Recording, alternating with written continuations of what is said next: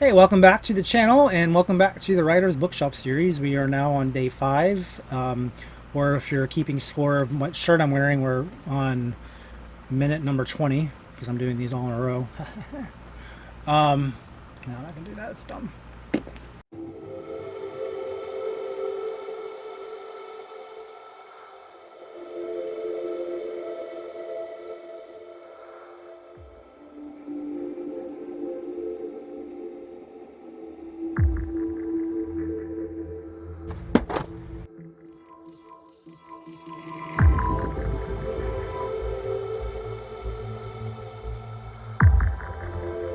Hey, welcome back to the channels and welcome back to the Writer's Bookshelf series. We are on part 5 of our 12 to 16 part series. Again, I don't know exactly what it's going to end up being, but we're on the 5th one, so hopefully you've been sticking with it and you are here to watch this one too.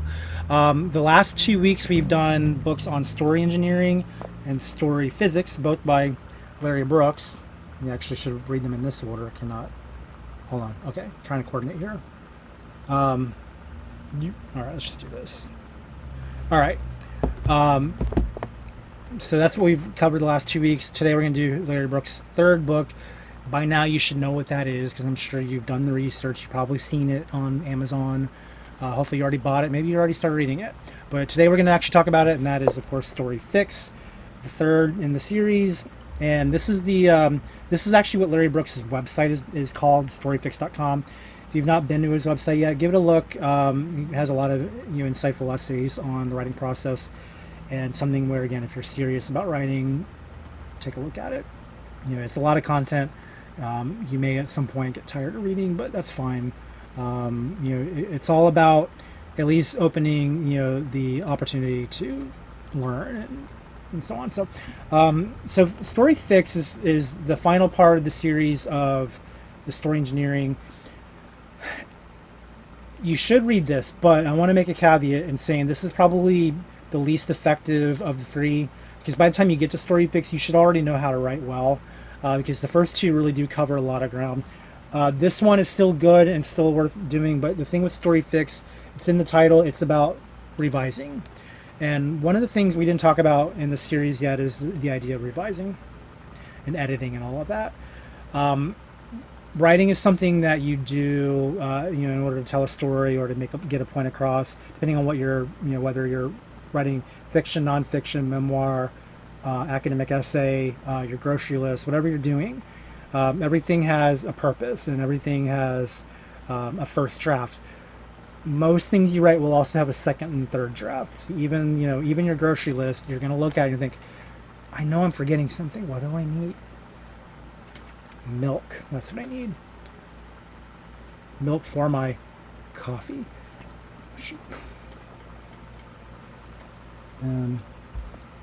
That almost hit the book. Mental note: when you're doing videos and you use props, make sure the props are not going to spill on your desk. That almost hit my book, and that would have made me mad. We actually did hit the book, but it's on the spine, so it's not, didn't hurt anything. Anyway,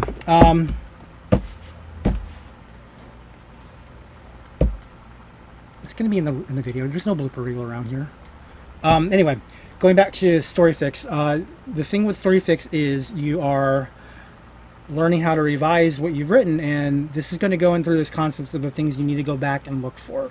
So it's really straightforward. There's not really a lot to talk about here, other than it just, again, reminds you of the concept, premise, structure.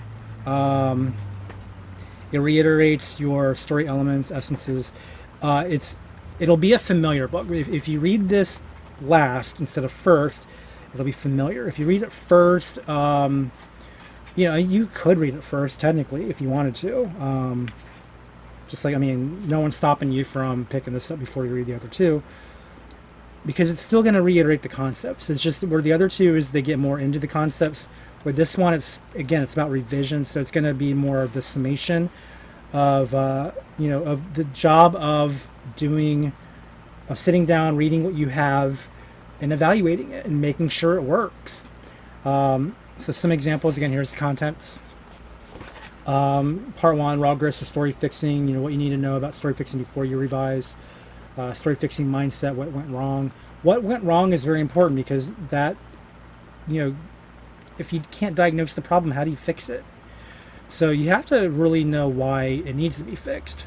So, if you're writing, I'll take an example of The Computer Nerd, which is the one that I'm in the process of revising now. Like, if you've been to my author page, any on Amazon, Goodreads, or any of the above, you'll see Computer Nerds on there.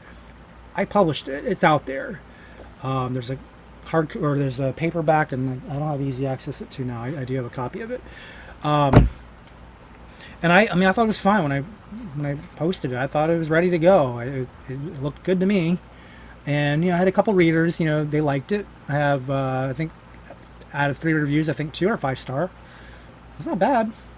But part of the journey of rebranding, means I want to go back and make sure I really truly did the best I can. And the thing with my process that I didn't do for Computer Nerd or any of the books I put out in 2015 that I normally would have done is I like to let books sit. I like to put them away for a while and then come back and look at them not just with fresh eyes, but basically I have a bad memory, so I'm basically reading it from scratch. Like I like half the time I'm surprised that my name's on there. So that's how fresh I like to have my own reading. And I didn't do that for Computer Nerd or any of the books I did in 2015. So I've been doing that now. I've been going through and actually looking at them again and seeing, do I even really like this? And half the time the answer is no, I should have waited. I should have put this out later. So Computer Nerd is one of those books where, like, again, if you read it today, I don't think you'd hate it. I think it's fine. But do you want fine or do you want great?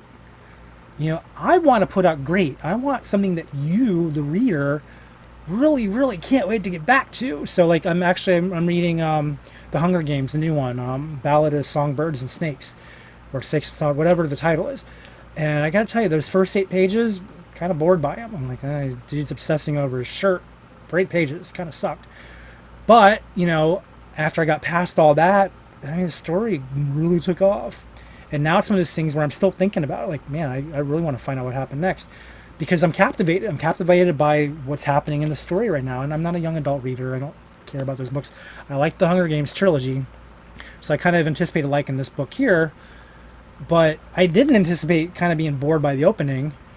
But I don't know. I got through it. Because it's the Hunger Games, and I got to know what happened, and I'm not disappointed for sticking with it. Because now, it definitely got my attention after that first chapter. I'm like, all right, I'm on now.